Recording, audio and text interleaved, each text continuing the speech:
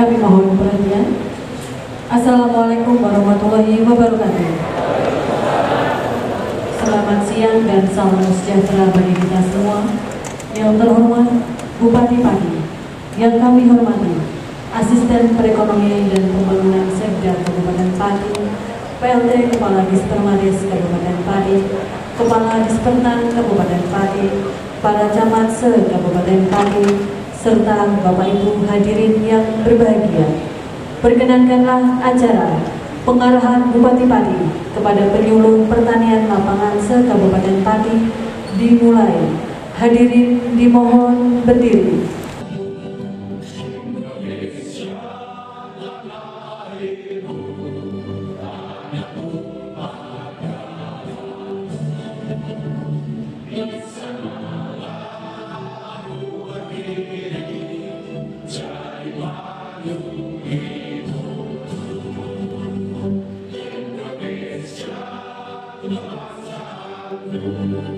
Bangsa dan tanah air, marilah kita berseru, Indonesia bersatu.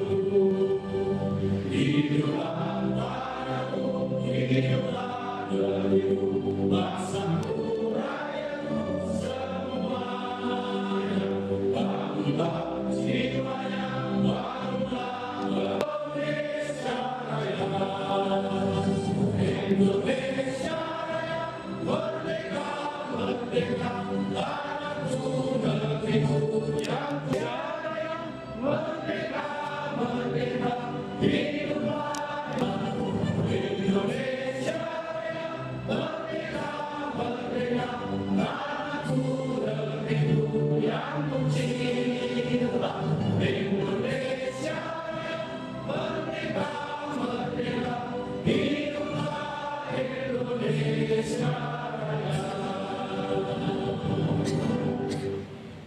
Hadirin disilakan duduk kembali. Assalamualaikum warahmatullahi wabarakatuh.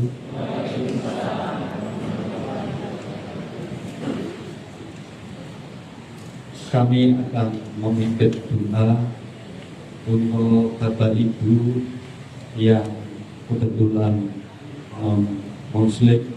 Kami mohon untuk menyesuaikan karena bila kami menggunakan tata cara agama Islam. A'udzubillahi minasyaitonirrajim. Bismillahirrahmanirrahim. Allahumma sholli ala sayyidina Muhammadin wa ala ali sayyidina Muhammad. Walhamdulillahi Maha Pengasih lagi Maha Penyayang. Pada hari ini kami berkumpul dalam rangka menerima pengarahan dari Bapak Bupati kami tercinta kepada BPL.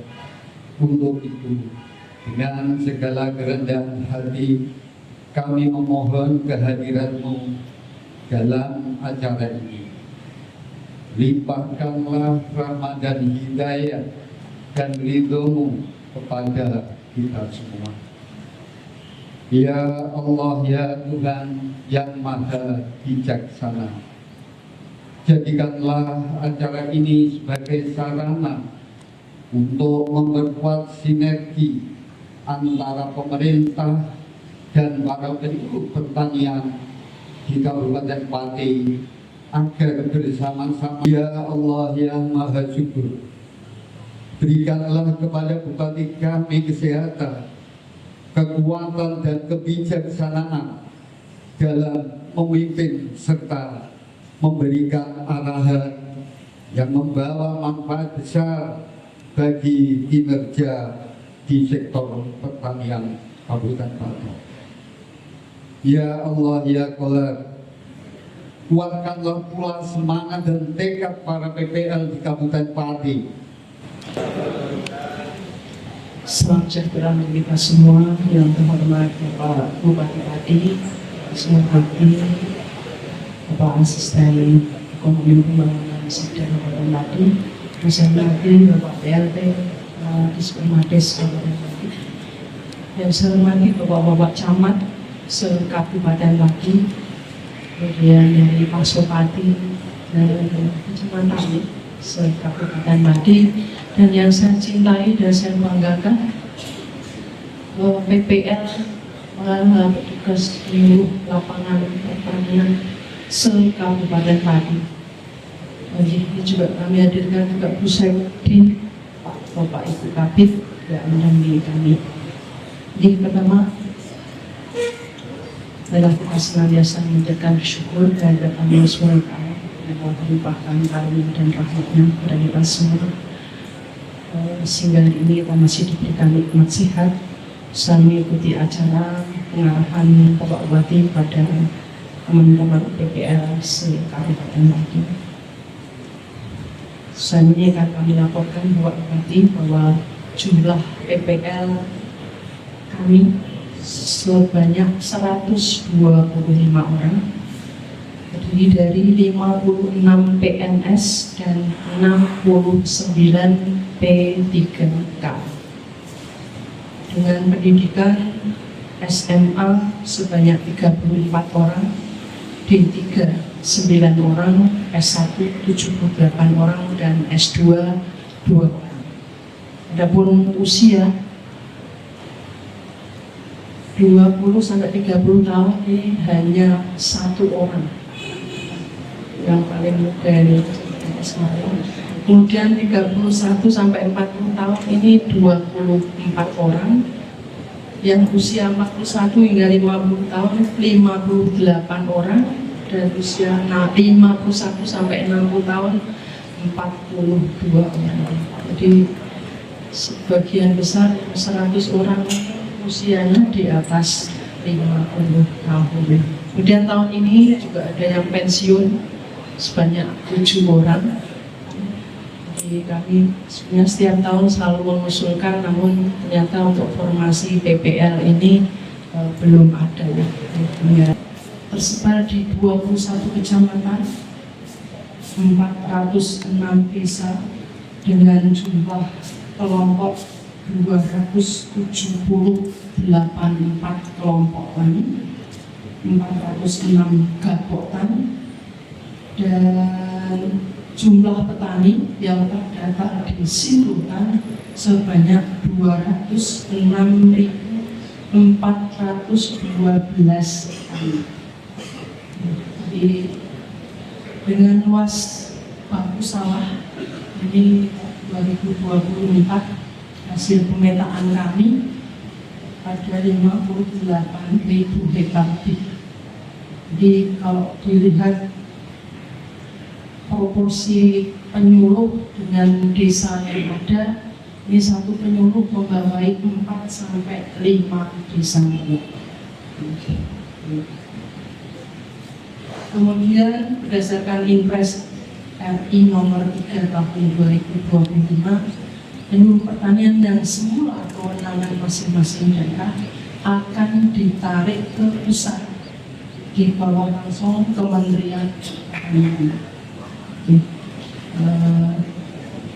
Namun ini masih belum ditarik sepenuhnya. Ini baru masa transisi, kemarin baru didaftarkan mengisi kuesioner untuk di kepegawaiannya nanti masuk di Kementerian Pertanian.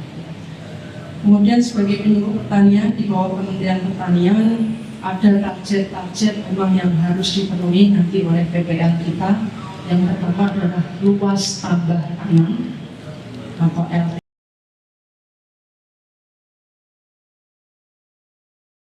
pertanaman padi. Jadi kalau di padi ini indeks kita 2 kali tanam padi, bisa ditingkatkan menjadi 3 atau yang satu menjadi 2. Itu target-target yang harus dilakukan oleh para penyuluh kami.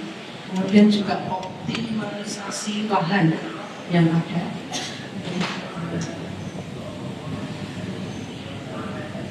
Saat ini sudah mulai dipantau. Jadi laporan sudah melalui e-Pusluh yang terkait dengan luas tambah tanam per wilayah binaan masing-masing. Dan ini nanti akan dievaluasi oleh pusat terkait target tersebut, dan mungkin nanti ada semacam reward manisme dari Kementerian Pusat apabila teman-teman nanti bisa mencapai target yang sudah ditetapkan. Kemudian sarana prasarana yang ada sekarang adalah Balai Penyuluh Pertanian di masing-masing kecamatan. Ada 21 BPP namun memang kondisinya ada yang sudah memprihatinkan di Jakarta. Ini sudah mau ambruk aulanya. Saya diprotes dulu, nanti diproses usulkan melalui BAK, melalui APBR, kemudian 2025 ini juga BPD, tapi belum sabar di Jakarta. Jadi mudah-mudahan nanti kalau Bupati ini ada kebijakan-kebijakan khusus, utamanya di Balai Penyuluh Pertanian ini nanti akan menjadikan perhatian beliau, karena disitulah rumah kedua petani. Saya selalu sampaikan kepada petani bahwa disitulah dengan monggo berkomunikasi, berkonsultasi dengan teman-teman BPL yang ada di sana. Kami selalu membuka pintu selebar-lebarnya untuk para petani kita, bahwa itulah rumah kedua petani, yaitu BPP, itu Balai Penyuluh Pertanian. Kemudian kami juga punya target juga Bapak, jadi produktivitas kita, kalau kemarin saya sampaikan kepada Bapak bahwa padi ini hanya 5,5, itu karena ada titik-titik dari BPS yang sudah ditentukan lokasi-lokasi KSA untuk menentukan produktivitas padi di Kabupaten Pati. Hanya memang titik-titik KSA ini ada yang di titik yang bagus seperti di Merangkir, namun juga ada lokasi-lokasi yang banjir, lokasi-lokasi kekeringan. Jadi akhirnya kalau di rata-rata padi hanya 5,6 ton rata-rata produktivitasnya. Tapi untuk padi utara yang ketersediaan airnya cukup, ini kebanyakan produksi sudah di atas 7 ton. Tapi selatan itu Pak yang masih prihatin karena memang faktor air. Kemudian kinerja penyuluh yang memang harus nanti menjadi perhatian teman-teman penyuluh adalah pendampingan pengawalan, khususnya dalam peningkatan kelas kelompok tani, kemudian peningkatan produksi dengan inovasi dan teknologi pertanian berkelanjutan dan pertanian presisi. Inovasi kami harapkan teman-teman harus selalu mengembangkan inovasi yang mudah dilakukan oleh petani kita. Jadi bisa dilakukan sendiri oleh petani dan hasilnya juga bisa dirasakan manfaatnya. Antara lain ada kita Walkeong di Jaganan, kemudian POC perotot merah di Batangan, ya. Kemudian juga kita Biosaka juga sudah banyak yang petani mengikuti ini. Jadi hal-hal yang mudah yang bisa dibuat oleh petani itu sendiri diharapkan nanti bisa membantu memenuhi atau menekan biaya produksi. Itu harapan kami. Dan kami mendorong teman-teman agar selalu berinovasi agar kedepannya petani ini bisa terbantu dengan teknologi baru yang bisa dilakukan sendiri oleh para petani. Demikian yang bisa saya sampaikan. Kami sekali lagi mohon maaf dan terima kasih atas perhatiannya. Wabillahi taufiq wal hidayah. Assalamualaikum warahmatullahi wabarakatuh. Bismillahirrahmanirrahim. Assalamualaikum warahmatullahi wabarakatuh. Selamat sore dan salam sejahtera bagi kita semua. Om Swastiastu, Namo Buddhaya, Salam Kebajikan. Yang saya hormati Kepala Dinas Pertanian, Kepala Dinas Pemerintahan Desa, Dispermades, Asisten 2, yang saya hormati para camat, Ketua Pasopati tiap kecamatan. Terima kasih kayaknya semuanya hadir. Para petugas penyeluruh lapangan pertanian yang saya banggakan. Syukur alhamdulillah kita bersama-sama hadir dalam forum ini dalam keadaan sehat walafiat dan insya Allah penuh barokah. Amin. Sengaja saya membuat agenda acara ini karena ini adalah sesuatu yang sangat penting dalam proses pembangunan di bidang pertanian Kabupaten Pati. Sudah lama saya inginkan, sudah lama saya rencanakan untuk saya bisa bertatap muka dengan BPL, dan alhamdulillah kali ini terlaksana. 1 minggu atau beberapa hari yang lalu saya mengikuti Zoom meeting Bapak Presiden panen raya padi di Tayu, Desa Tegas. Dari Zoom meeting itu saya mendapat informasi dari berbagai provinsi, dari gubernur-gubernur, bahwa produksi padi di Banten bisa mencapai 11 ton per hektarnya. Di Jawa Timur beberapa kabupaten, utamanya di Ngawi, bisa juga lebih dari 10 ton per hektarnya. Lantas saya tanya kepada Kepala Dinas Pertanian, Kabupaten Padi berapa? Kabupaten Padi rata-rata 5,6 ton per hektar. Jauh jika dibandingkan Banten dan Ngawi, Jawa Timur. Tetapi Kepala Dinas Pertanian juga menyampaikan bahwa ada satu tempat yang produksinya mencapai 10 ton lebih, yaitu di Desa Karangwagi, Kecamatan Tragil. Kemarin Kepala Dinas Pertanian minta waktu ke saya kapan dilakukan panen yang bisa saya hadiri. Langsung saya putuskan besok pagi adalah hari ini. Tadi pagi jam 9 saya panen di situ, menyaksikan secara langsung bahwa produksi padi di Desa Karangwagi, Kecamatan Tragil bisa mencapai 10 ton lebih per hektar.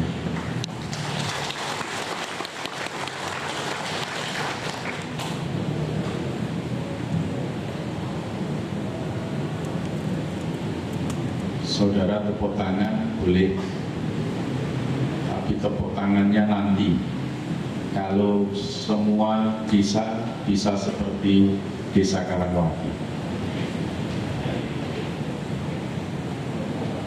Kalau semua desa produksi padinya seperti Desa Karangwagi, silakan saudara tepuk tangan. Kalau sekarang ini jangan tepuk tangan dulu. Jadi tepuk tangannya Anda itu hanya memberi apresiasi kepada Desa Karangwagi. Khusus kepada Desa Karangwagi, silakan saudara tepuk tangan.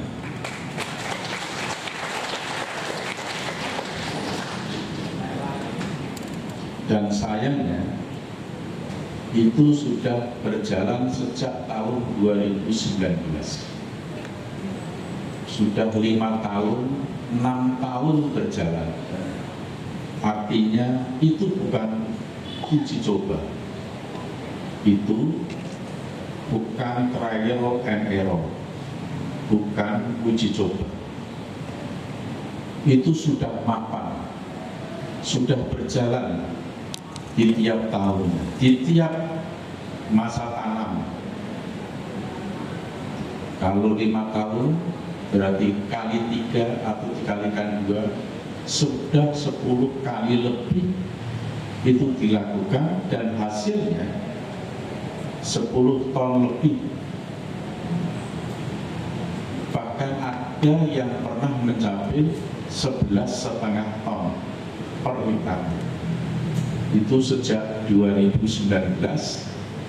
Pertanyaannya, mengapa itu hanya terjadi di Desa Karangwagi, Kecamatan Terakhir? Sudah 5 tahun, 6 tahun berjalan, tapi anehnya mengapa itu hanya terjadi di satu titik saja di seluruh wilayah Kabupaten Pati?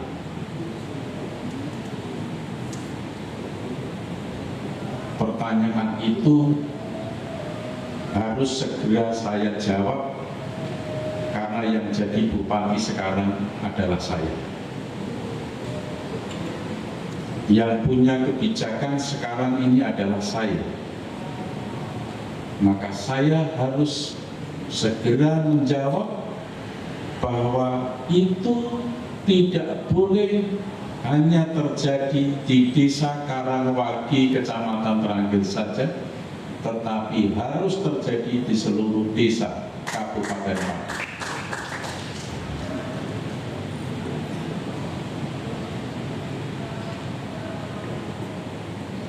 Sesuatu yang bagus, istimewa, luar biasa, maka saya mengambil kebijakan ini harus segera, tidak boleh saya tunda. Saya tidak mau membuang waktu, saya tidak mau menyia-nyiakan kesempatan. Saya harus segera bersikap, saya harus segera berbuat, saya harus memutuskan kebijakan supaya di Desa Karangwagi ini bisa dicontoh oleh desa-desa yang lain di seluruh Kabupaten Pati. Itu adalah dalam rangka upaya yang saya lakukan untuk peningkatan kesejahteraan petani. Peningkatan kesejahteraan petani sudah dimulai dari kebijakan nasional. Yang pertama, menjelang Pak Prabowo dilantik sebagai presiden, kebijakan soal pengadaan pupuk, soal distribusi pupuk sudah dibuat sedemikian rupa mudahnya, sederhananya. Dulu bertahun-tahun, puluhan tahun, persoalan pupuk adalah persoalan yang krusial yang dihadapi oleh seluruh petani. Ketika pupuk itu dibutuhkan, pupuk tidak ada. Bahkan sampai petani mengatakan, berapapun harga pupuk akan saya bayar, akan saya beli, yang penting pupuknya tersedia. Sampai seperti itu. Dan itu terjadi bertahun-tahun. Tetapi semuanya itu sirna, selesai, diatasi oleh Bapak Prabowo Subianto dengan kebijakan pengadaan pupuk yang mudah dan memadai. Apakah masyarakat lupa dengan satu kesulitan yang panjang soal pupuk ini. Apakah lupa? Apakah BPL tidak mengingatkan kembali? Ini sesuatu yang perlu disyukuri. Dan saya sampaikan kepada Bapak Ibu Saudara, ini disaksikan oleh Tuhan yang Maha Kuasa. Ketika kampanye Pilpres, Pak Prabowo punya tagline kampanye pupuk gampang, kartu tani hilang, adalah dari kepala saya. Itu murni dari ide saya, gagasan saya, yang saya sampaikan kepada beliau.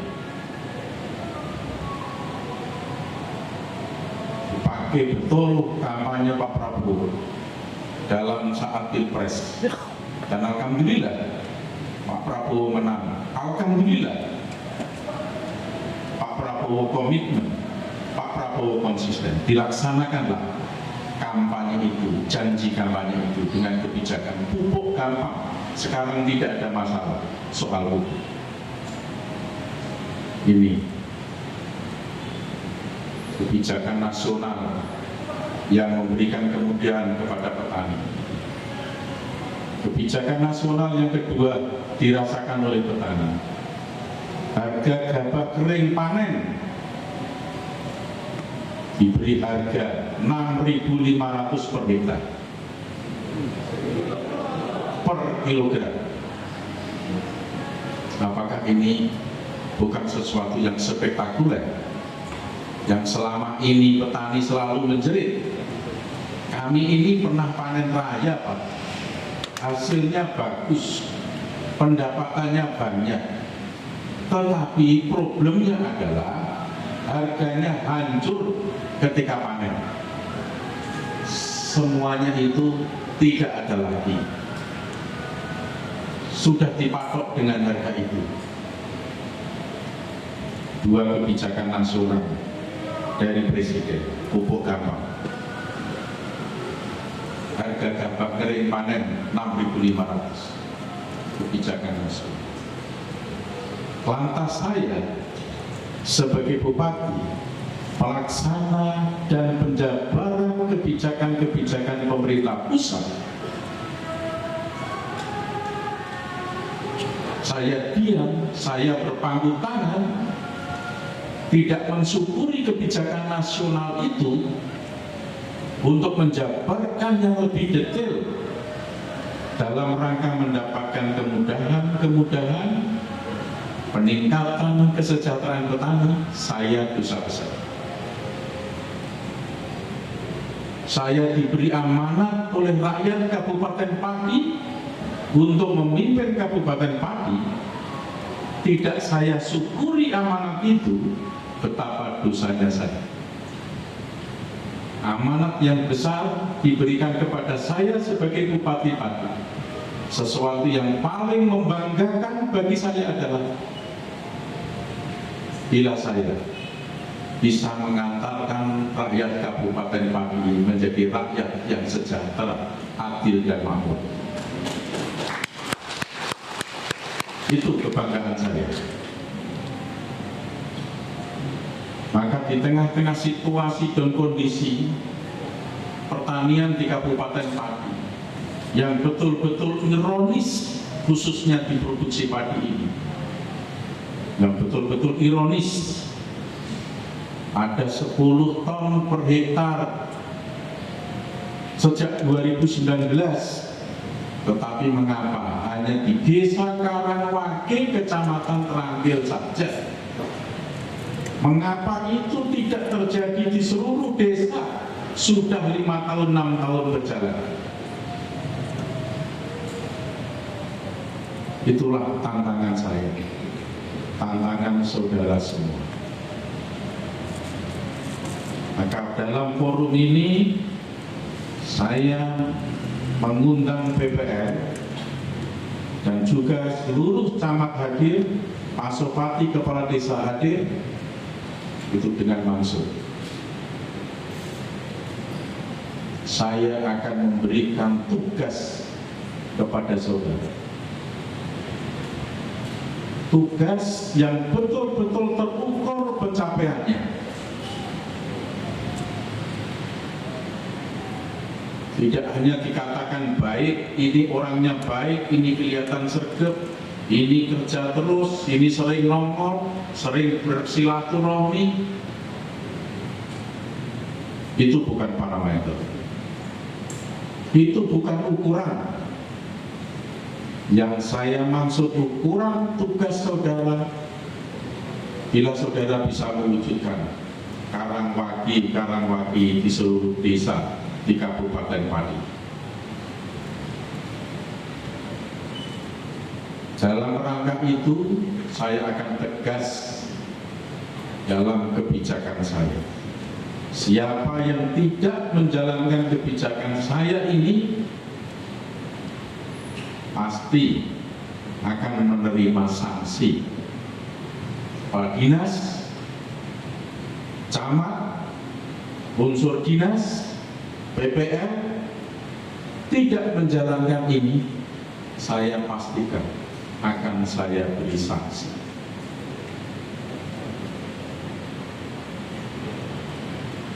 Saya tidak main-main dalam hal ini. Saya tadi di desa Karangwaki, di sawahnya Pak Sunyoto. Pak Sunyoto menceritakan bagaimana Pak Sunyoto ini menjadi pahlawan pertanian padi di Kabupaten Pati. Pak Sunyoto inilah guru kita. Pak Sunyoto inilah mentor kita. Pak Sunyoto inilah motivator kita. Pak Sunyoto ini betul-betul orang yang punya nilai, punya makna bagi Kabupaten Pati. Jangan dilihat karena dia hanya seorang petani, tapi dia memiliki nilai, dia memiliki harga yang tinggi.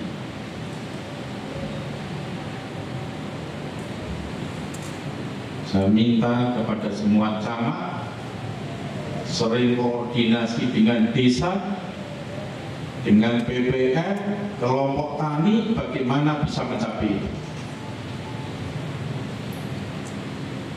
Memang persoalan kompleks, tapi bukan berarti itu tidak bisa dilakukan. Bisa, tergantung niat, tergantung keikhlasan, tergantung semangat, dan tergantung tanggung jawabnya.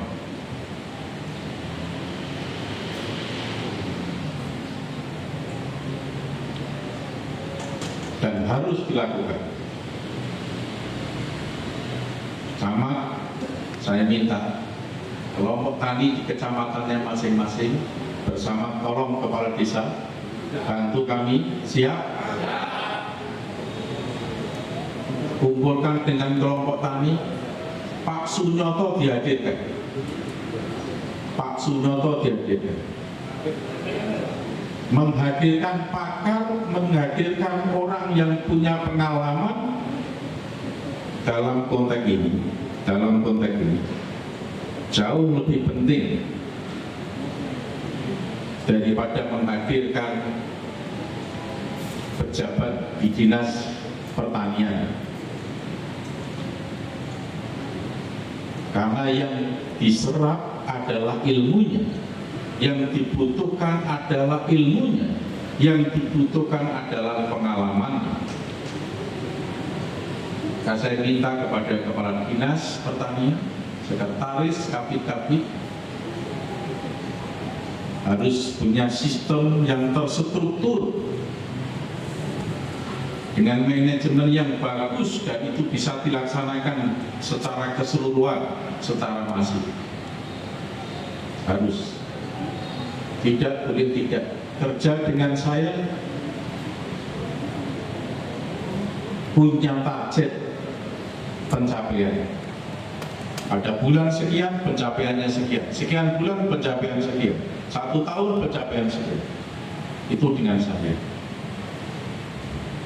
Saya tidak mau melakukan hal-hal yang seremonial, yang simbolis. Pertemuan seperti ini selesai terus bubar menjadi sebuah kenangan,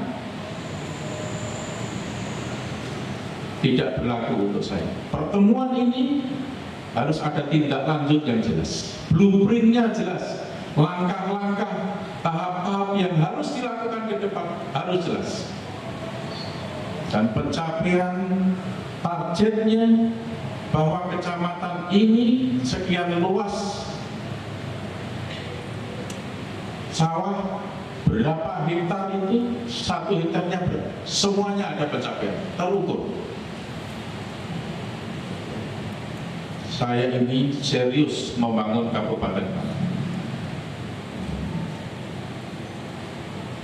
Serius. Ini tidak hanya soal padi saja. Ada unggulan-unggulan sesuai kearifan lokal di Kecamatan A, Desa B, dan seterusnya. Itu kembang. Sebagaimana di Kecamatan Gunung Mungkal ada kelebihan buah-buahan ini petinggi Sidomulyo. Berdiri.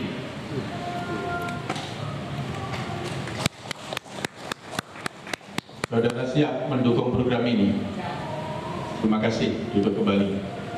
Desa Sidomulyo ada belimbing, ada jambu kristal, ada duren, ada manggis, semua buah-buahan ada di sana. Dan ada produk unggulan, duren musangking, duren Blackton. Saya mintakan bibit dari Jakarta, dari perusahaan-perusahaan BUMN. Ada yang bantu 1.000 pohon, ada yang 2.000 pohon, ada yang 3.000 pohon. Itu real saya lakukan. Dan belinya kepada orang yang betul-betul ahli, kepala desa terdekat dengan saya. Minta supaya diberi jatah untuk bibit itu, biar beli ke dia, tidak saya dulu, tidak saya respon. Saya takutnya kalau bibit di tempatnya dia itu tidak asli, ternyata palsu, tahunya setelah panen, saat panen itu bukan musangking, bukan Blackton. Hal yang semacam ini tidak saya beri toleransi, meskipun itu pendukung saya. Meskipun itu pendukung saya, tidak saya beri toleransi.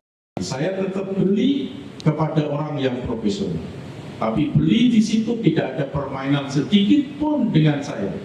Nanti buat harganya sekian, laporkan sekian, nanti yang sekian untuk saya, sama sekali. Kepikiran sedikit pun tidak ada. Ini serius. Maka PPL kalau tidak serius kerjanya akan saya evaluasi. Meskipun itu misalnya kewenangan kementerian, saya akan sampaikan kepada Menteri Pertanian. Jangan dianggap saya orang lokal, orang kabupaten, terus saya tidak punya pengaruh di pusat.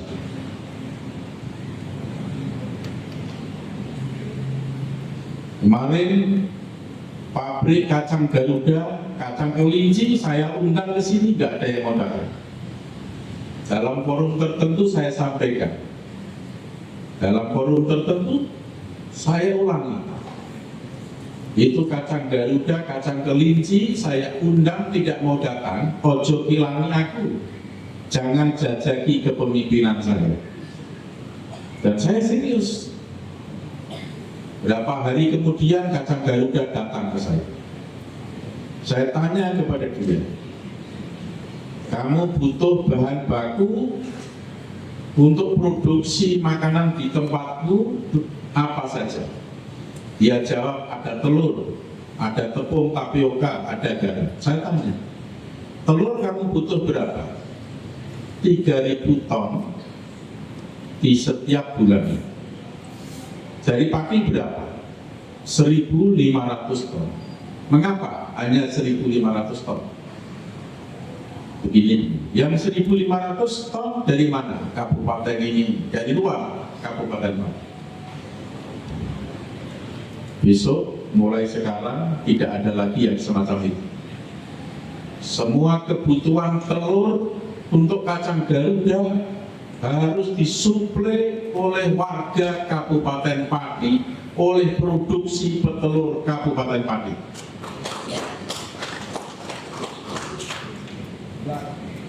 Dan silahkan kalau jenengan mau ternak ayam petelur, itu belum kacang kelinci, belum kacang jambu, belum pabrik yang lain yang menggunakan.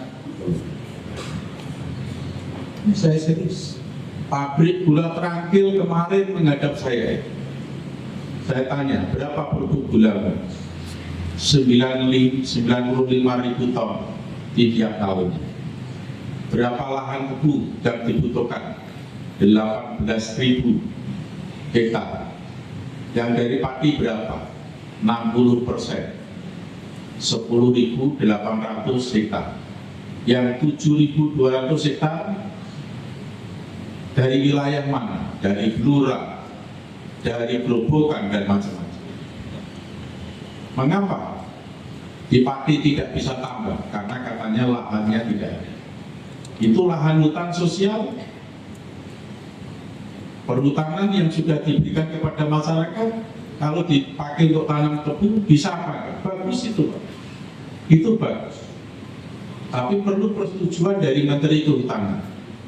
Seketika itu Menteri Kehutanan Pak Raja Juli saya telepon. Pak Raja Juli saya telepon. Oh siap Pak Bupati, ajukan saja.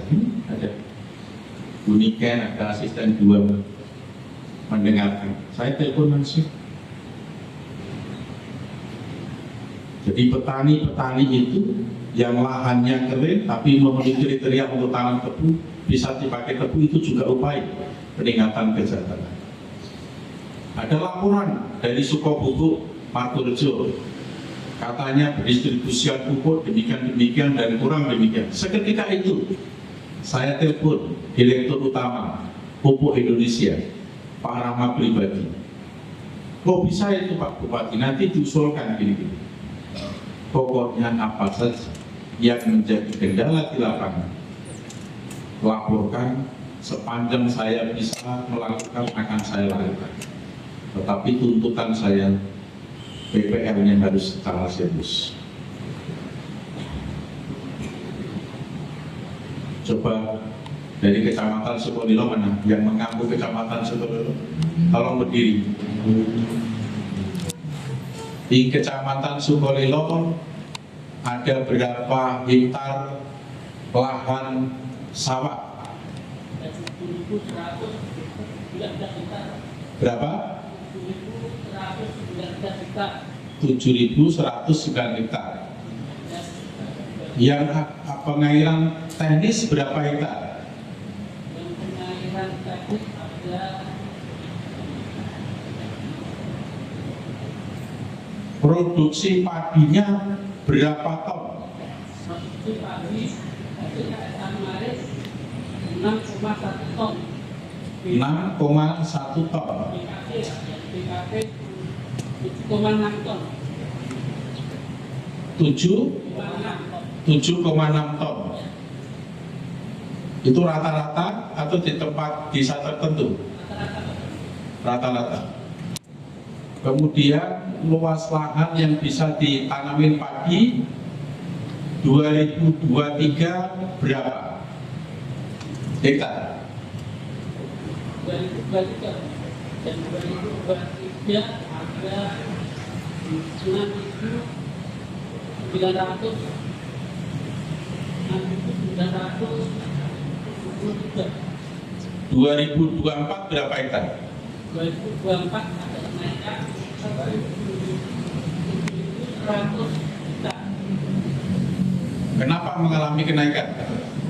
Karena yang 2023 ada itu banjir, artinya tidak semua ke sana.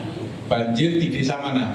Banjir ada 8 desa, dari Kerawato, Mobil, dari Kota, Batujo, dari Blok, Kasiang. 2025 ini kondisi banjir bagaimana? 2025 ini sudah berkurang. Mengapa berkurang?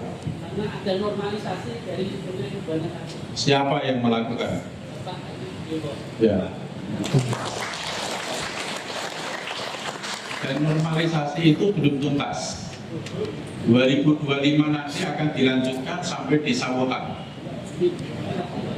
Dilanjutkan. Karena saya dapat laporan dari Kepala Desa Balehati, itu sudah di last minute saya sebagai Komisi 5 DPR RI. Saya baru tahu itu. Kemudian diturunkan 3 alat, langsung kerja semua.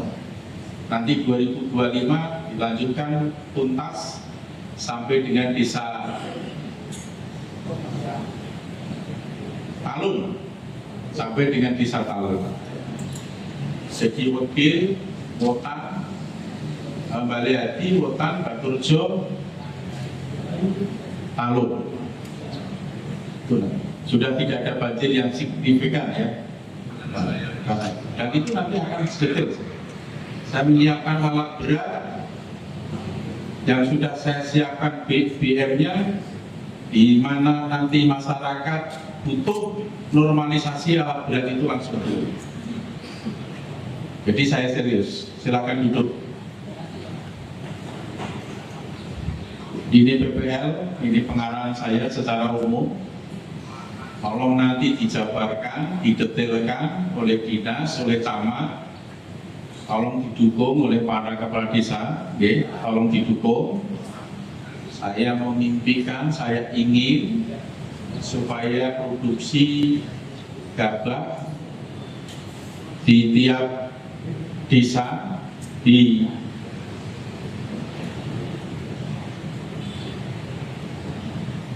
tiap kelompok tani, tiap desa per hektarnya minimal 10 ton.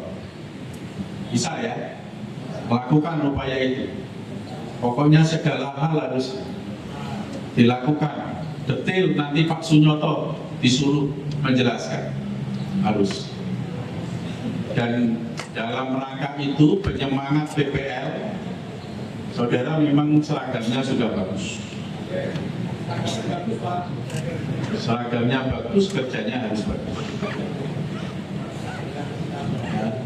Agar ada bedanya antara yang kemarin dengan sekarang, pencapaian kerjanya itu jelas, maka saya menginginkan jenengan juga punya seragam yang baru.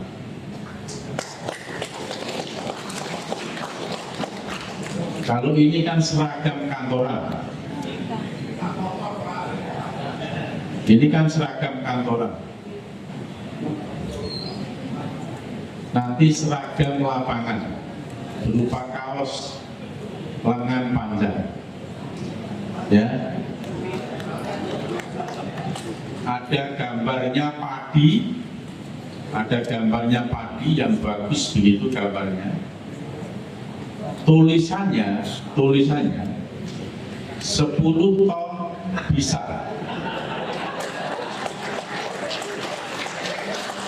Ini serius. Gambarnya padi, tulisannya 10 ton bisa.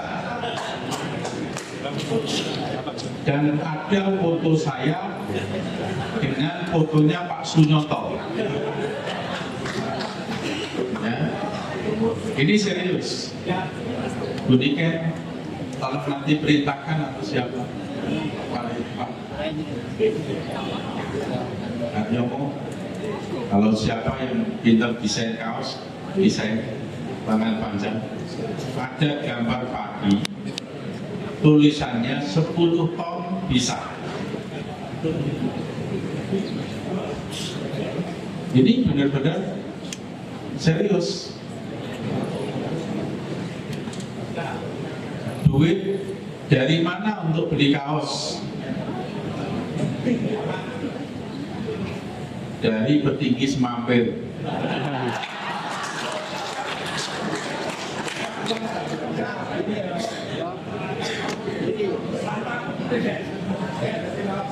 Coba berdiri petinggi Semampir.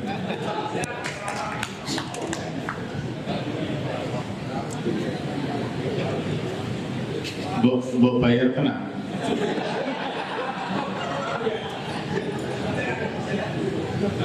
Kepala paling jalur duit aku. Duit dari saya pribadi. Dari saya pribadi. Pokoknya desain yang bagus, nanti desainnya dikonsultasikan sama saya. Dari saya pribadi. Setiap orang PPL kaosnya 2.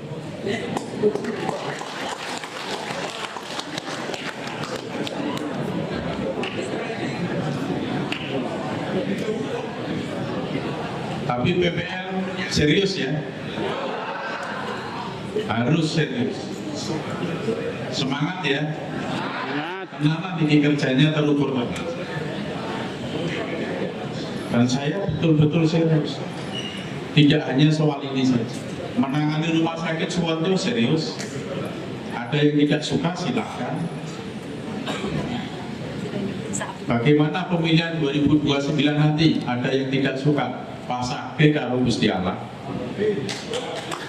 Yang penting ini aku apik untuk rakyat. Dan sekarang ini saya sampaikan kepada semua. Saya punya program beasiswa untuk mahasiswa perguruan tinggi negeri. Mulai tahun ajaran 2025-2024. Yang diterima perguruan tinggi negeri dari jalur prestasi SNBP atau UTBK bagi keluarga yang tidak mampu, saya beri beasiswa 1 bulannya 1 juta.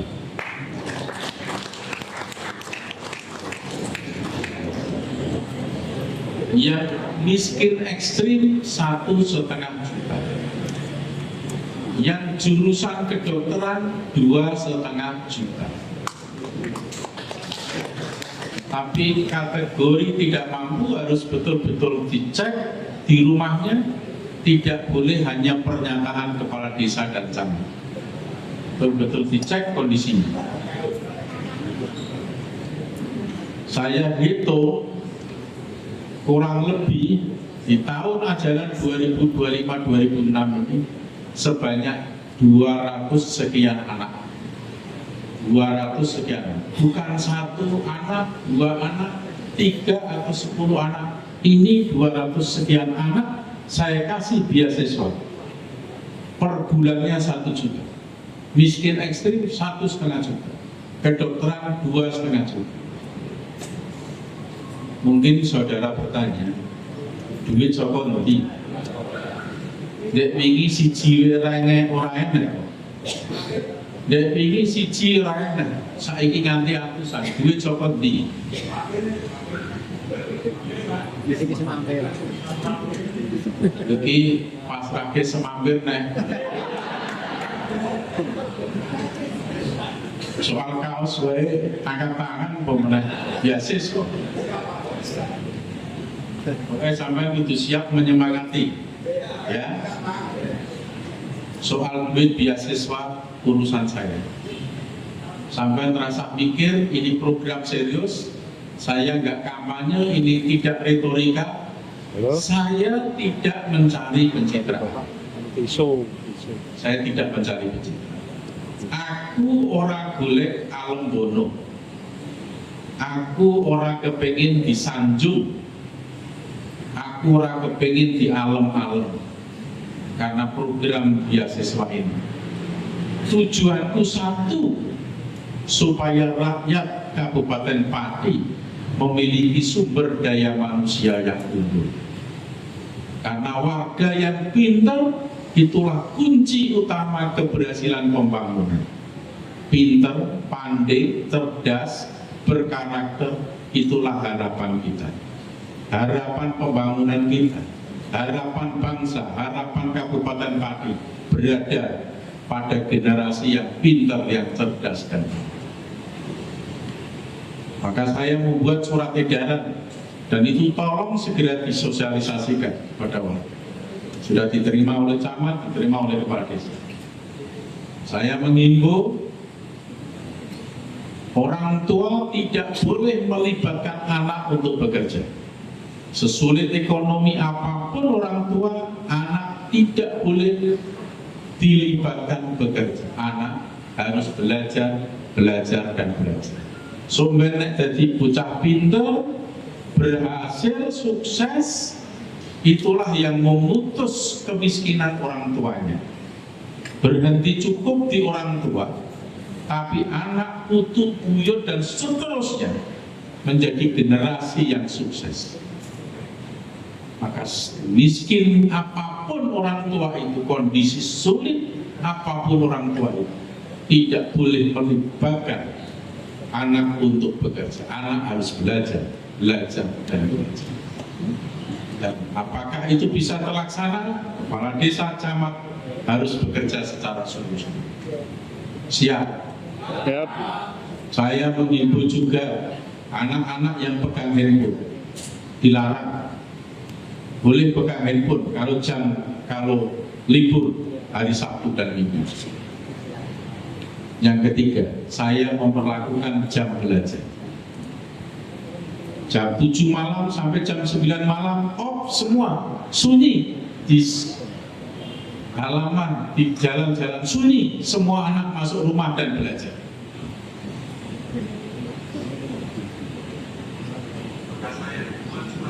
Pagi anak-anak SD, TK, SMP sebelum masuk kelas nyanyi dengan hiburan, ada sound systemnya, lagu-lagu patriotisme. Sorak-sorak bergembira semua. Seperti itu, rayuan Pulau Kelapa, Garuda Pancasila, dan semua. Kita tumbuhkan rasa cinta, patriotisme terhadap bangsa dan negara. Itu kita mulai dari TK, SD, SMP. Sebelum masuk kelas, nyanyi-nyanyi, bersih, kurva, bersih-bersih, sampah harus dipungut, tidak boleh ada yang berceceran. Toilet, kamar mandi harus jamin bersih, ruangan harus bersih. Begitu pulang perjalanan, ada sampah di jalan harus dipungut. Pembentukan karakter building itu harus kita mulai. Ada 5 mata pelajaran yang wajib untuk dilaksanakan di tingkat TK, SD, SMP. 5 mata pelajaran yang wajib. 1 matematika, hitung menghitung. 2 bahasa Inggris, 3 IPA, 4 bahasa Indonesia, 5 seni dan budaya. Harus 5 mata pelajaran. Dan kepala dinas, mana PLT kepala dinas, sudah merumuskan semua.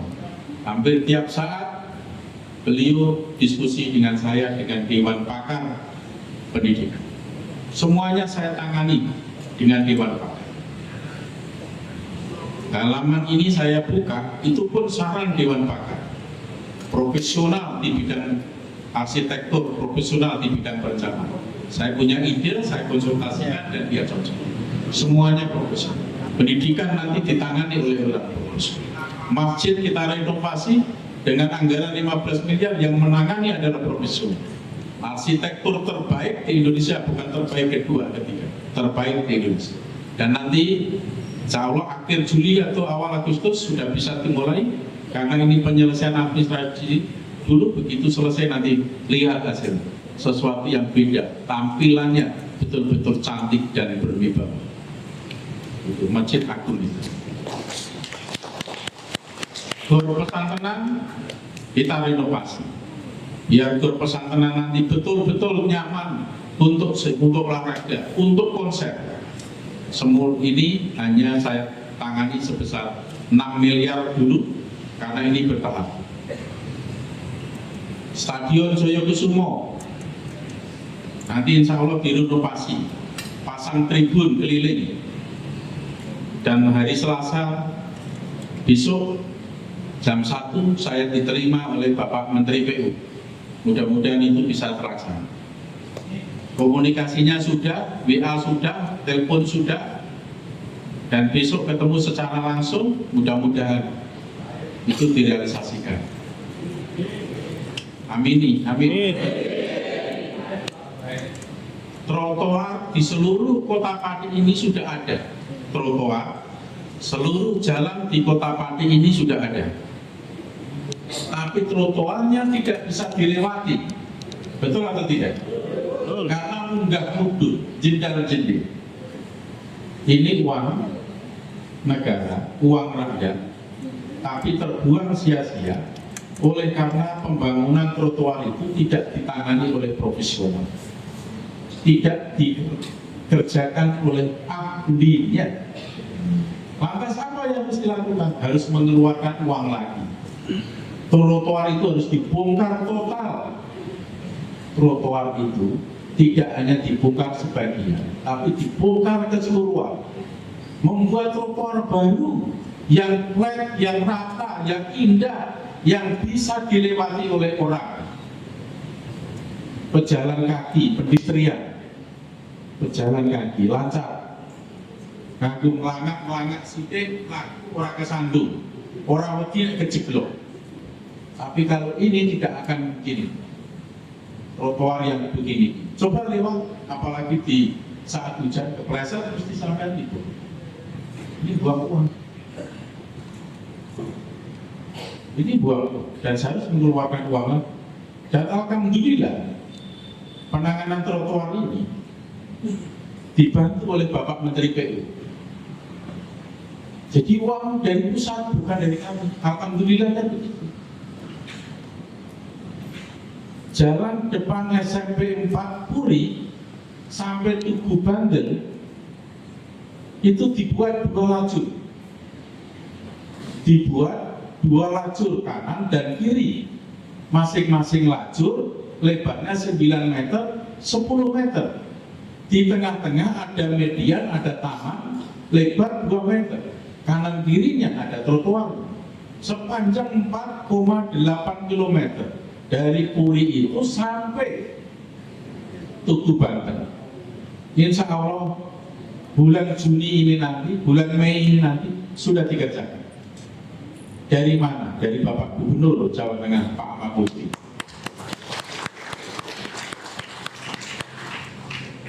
Alhamdulillah dari Pak Gubernur Jawa Tengah. Ini berkah saya bupati setengah gubernur. Betul, bupati setengah gubernur. Yang memberi julukan itu siapa? Pak Gubernur sendiri. Bukan saya, bukan orang lain. Pak Lutfi sendiri. Dan alhamdulillah saya dipercaya oleh Bupati Wali Kota se-Jawa Tengah menjadi ketua kelasnya. Saya ketua kelas Bupati Wali Kota se-Jawa Tengah. Sekretarisnya Bupati Blora. Ya wis, tangi kesempatan narap tepuk tangan.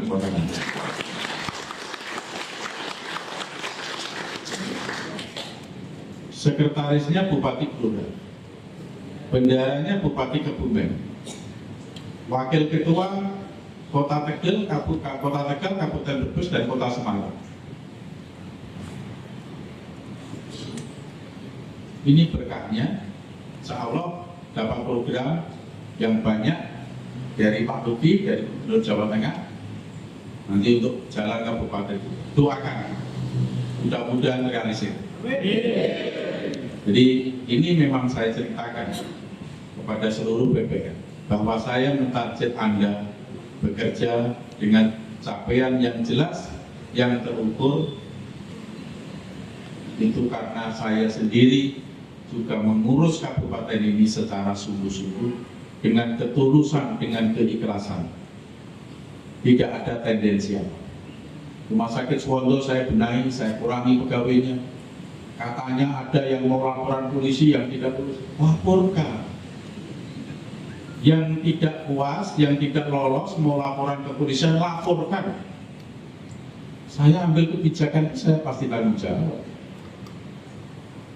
Saya tidak akan menghindar. Laporkan kalau memang mau laporan ke polisi.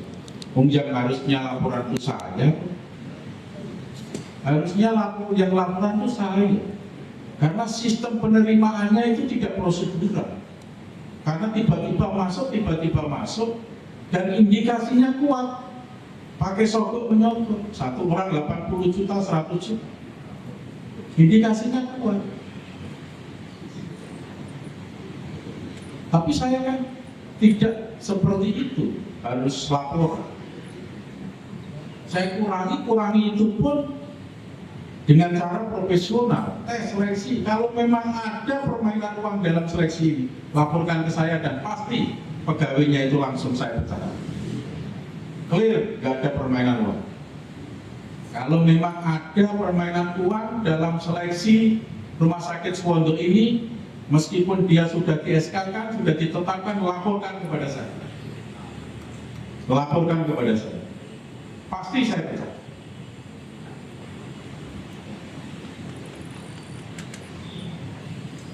Saudara tahu, di Rumah Sakit Suwondo itu tes psikotes ada yang kategori idiot, ada yang kategori stres.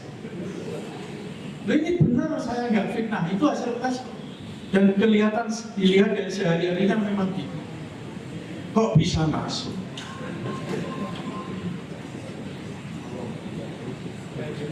Ya, kok bisa masuk?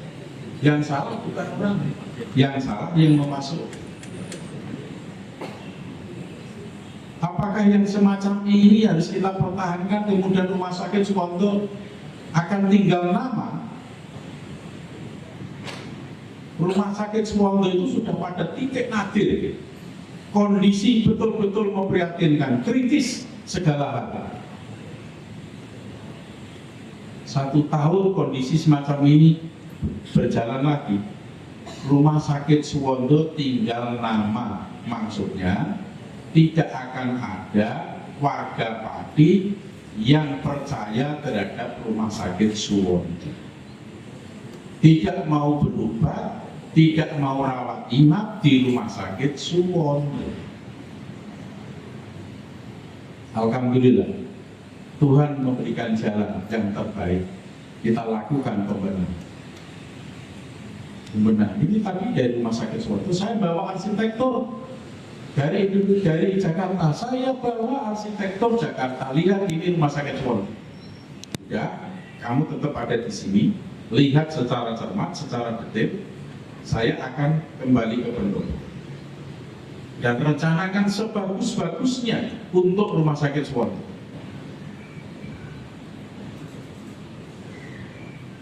Ruang operasi 10 ruang operasi tidak bisa dipakai, mati semua.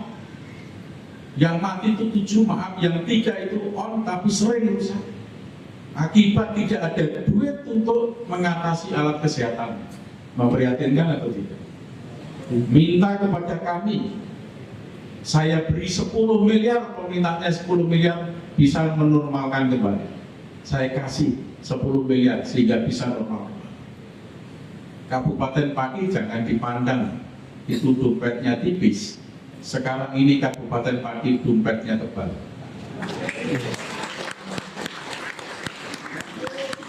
Tadi di Rumah Sakit Suwondo, saya suruh ngitung semua kebutuhan lantai keramik, berapa ribu meter persegi, akan saya beri uang dalam perubahan ini, berubah semua keramik yang bagus untuk Rumah Sakit Suwondo.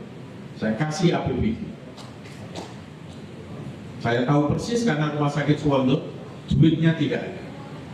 Rumah Sakit Suwondo itu adalah rumah sakit tipe B, rujukannya Pantura, wilayah timur, rumah sakit pendidikan.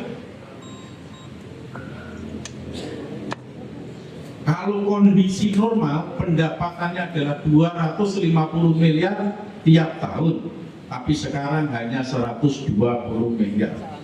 Terjadi backlog, kurang 130 miliar. Akibat kekurangan itu kotor jadi jake. Orang AC ini pengap jadi jake, bahkan AC-nya sengaja dimatikan sehingga pasiennya sumuk pengap. Ruang operasi mati di jake, poliklinik mungkorden elek banget, sungguh sangat memprihatinkan. Akibat uang itu kurang sehingga rumah sakit tidak bisa dibenahi. Jadi ojo berpikir itu rumah sakit kan BLUD, sing gaji honorer itu rumah sakit dhewe, ora APBD kan orang merugikan. Logika berpikir saya nggak paham. Itu memang yang gaji rumah sakit, tapi akibat untuk gaji seperti itu rumah sakit nggak ada duit, kemudian tidak bisa membenahi rumah sakit. Berpikir dong. Kalau ada katanya mau laporan polisi, laporan, nggak masalah. Kalau dia laporan, saya lapor. Kalau Anda masuk indikasinya pakai uang, dan silahkan nanti kepolisian melakukan penyelidikan, Ada metodenya. Minta dibukti, saya pegang kok, beberapa itu pegang. Misalnya nggak pegang, saya pegang. Nanti akan lebih dalam lagi saya telusuri kalau memang mau dimulai. Bagian keuangan, saya suruh cek semua surat utang. Uang kemana alirannya?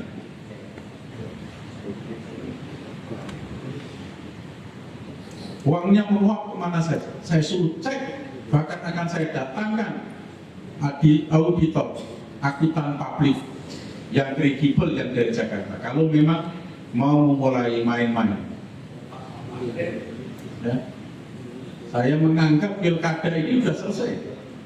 Tidak ada kebijakan saya, program saya yang ada keterkaitannya dengan politik, tidak ada.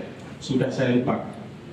Tapi kalau dia merasa masih belum merasa kalah, saya lain ada masalah.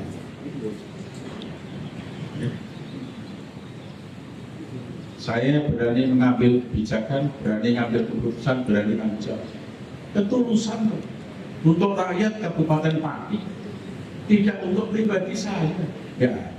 Oh, karena kan seleksi kalau beli itu duit kan? Sama sekali tidak. Ya harus saya minta kembali lagi kepada PPL. Ya, saya terima kasih berkenan datang di sini. Jangan kau anggap bahwa pertemuan ini adalah seremonial, akan Anda jadikan sebagai kenangan. Jangan boleh berpersepsi seperti itu. Ini paradigmanya baru, lembarannya baru.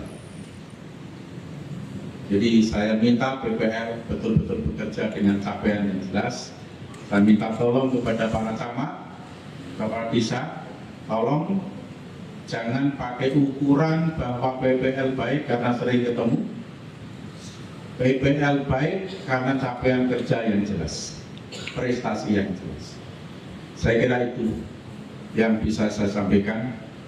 Mudah-mudahan menjadi perhatian serius kepada saudara semua demi kesejahteraan rakyat Kabupaten Pati.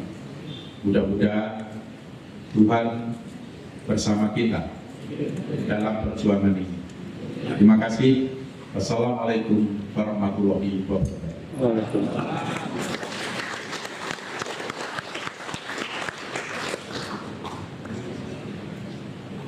Ibaratnya tidak sinkron dengan peraturan kelembagaan Permentan 867 tahun 2016. Ini yang menjadi simbol kita, karena bagaimanapun upaya peningkatan kelembagaan kelompok tani ini adalah tanggung jawab kita semuanya.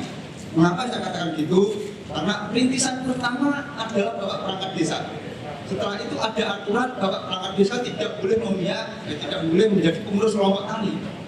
Ini yang menjadi dilema di tingkat lapangan, karena sebagai motivator kita, mitra kita kerja di tingkat lapangan adalah Bapak Perangkat Desa. Ini suatu solusi yang harus kita pecahkan bersama, bagaimana seiring dan seia supaya kelembagaan kelompok tani ini bisa berjalan di tingkat lapangan. Yang terakhir Pak, dengan adanya polisi-polisi kebijaksanaan di tingkat atas, kadang-kadang pelaksanaan di lapangan terjadi error. Ini yang menjadi suatu klasik bagi seorang penyuluh di tingkat bawah. Kadang-kadang kita mencikapinya, akhirnya kita malu dengan polisi-polisi kebijaksanaan di tingkat atas. Jadi sebagai bahan dan perumahan kita, mungkin selama saya menjadi penyuluh, PR ini tidak bisa terpecahkan Pak. Dengan adanya sarana alsin yang saya jelaskan pada Bapak Kepala Dinas, Bapak Bupati Pati. Ini yang menjadi perumahan kita bersama. Itu yang bisa saya sampaikan. Bila ada patah-patah yang kurang berkenan, Sekali lagi saya mohon maaf, saya sebagai seorang pemilu, nama saya Sugianto, saya berasal dari Kecamatan Jaken, Desa Sugawati, domisili saya di Jalan Diponegoro, Desa Uminang. Itu yang bisa saya sampaikan. Assalamualaikum warahmatullahi wabarakatuh. Pada Bapak Bupati dan narasumber yang saya hormati, pada Bapak Ibu semuanya yang saya hormati. Saya Kepala Desa Baliadi mewakili petani Kecamatan Sukolilo Kabupaten Pati yang alhamdulillah panen raya tahun ini walaupun harga gabah ketan merosot terjun bebas hanya 4.500, tetapi alhamdulillah dengan program Bapak Sudewo yang melakukan perbaikan atau normalisasi di titik-titik yang memang mengganggu aliran sungai JU2. Alhamdulillah petani Kecamatan Sukolilo tahun ini bisa memanen padinya.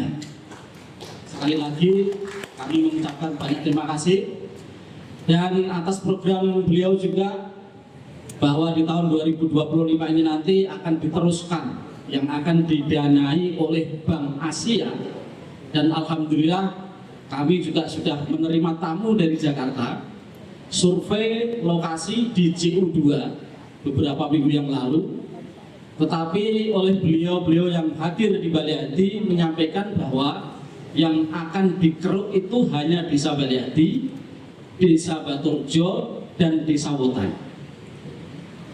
Setelah saya menerima informasi, saya juga langsung sampaikan kepada Bapak Sudewo.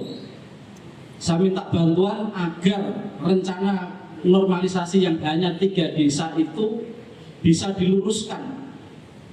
Permintaan kami justru yang belum terkeruk adalah mulai dari Prawoto sampai di Talun. Kalau yang dikeruk hanya 3 desa, panen yang dirasakan petani Sukolilo tahun ini untuk tahun berikutnya pasti akan gagal karena akan membuat cekungan dan air tidak bisa mengalir ke bawah. Nah, ini PR Bapak Sudewo. Harapan kami ini nanti 2025 bisa dinormalisasi dari atas sampai di Talun. Yang berikutnya kami ingin berkeluh kesah karena saya kecil dibesarkan di keluarga buruh tani. Petani akhir-akhir ini saking bingungnya golek cara piye supaya hasil panen itu bisa melimpah ruah seperti yang disampaikan Bapak Bupati tadi, bisa mencapai 10 ton. Ini dengan 1000 cara dilakukan, dengan caranya sendiri-sendiri.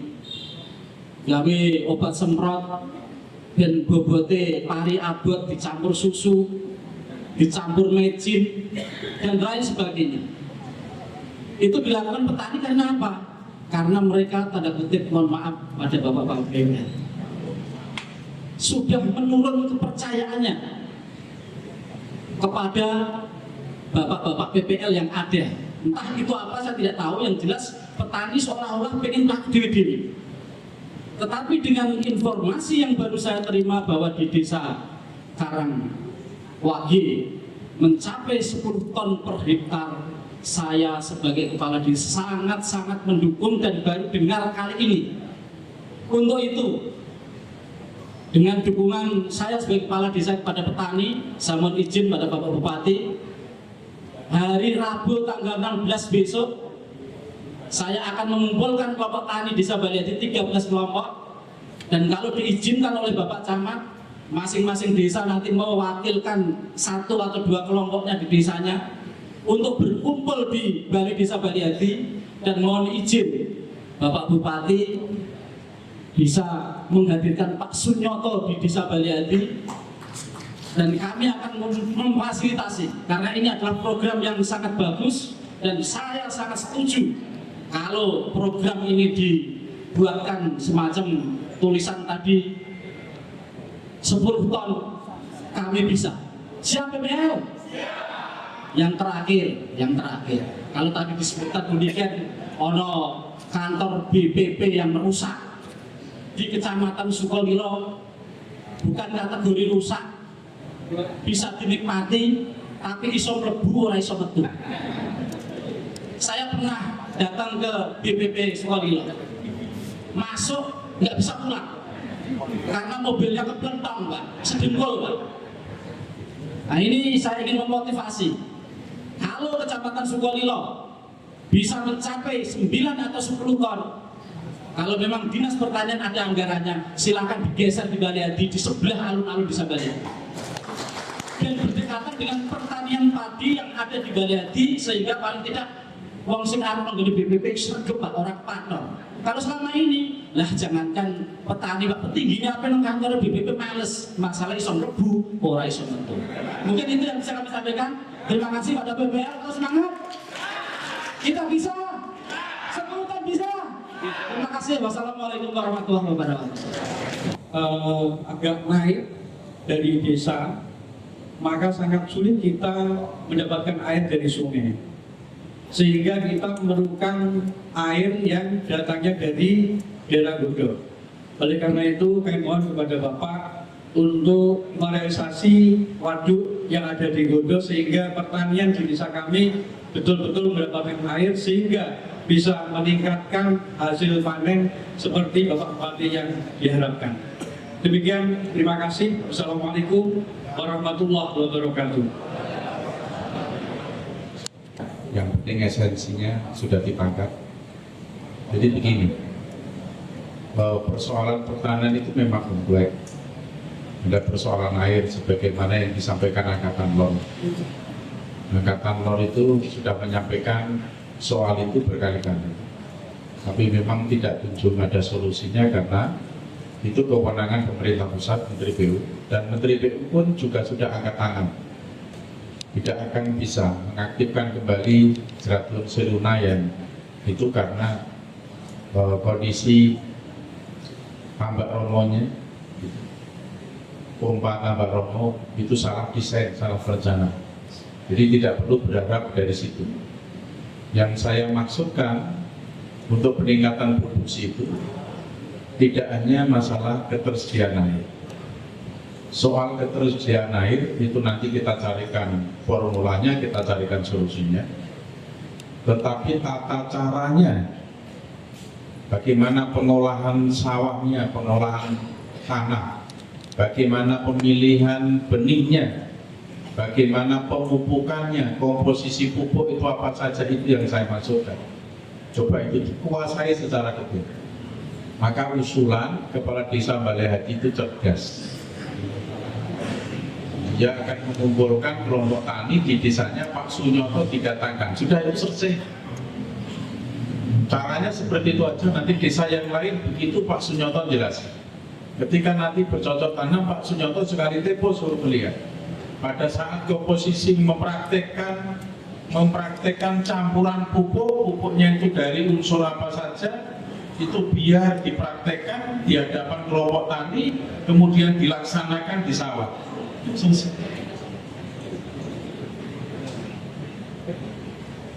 Jadi tepuk tangan untuk Kepala Desa Balehati.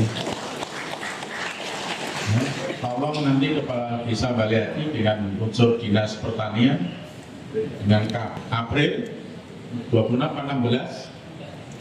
April akan dikumpulkan. Pak Sunyoto harus sampai datang di sana. Itu terserah Dinas Pertanian mengkomunikasinya dan mengatur Pak Sunyoto bisa datang di sana. Dan operasional Pak Sunyoto, sangkune Pak Sunyoto ditanggung oleh petinggi Balehati. Ya. Dan nanti petinggi yang lain lakukan itu saja. Kalau nyakoni Pak Sunyoto sidik kan ya gak ada masalah kan. Film orang petinggi. Pakel.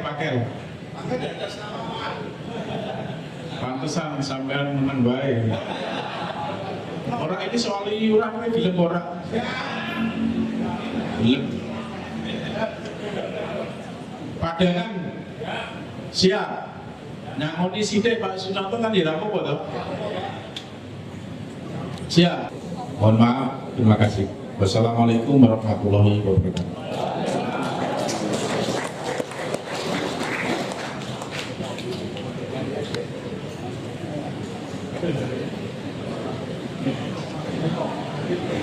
Baik, untuk berkata.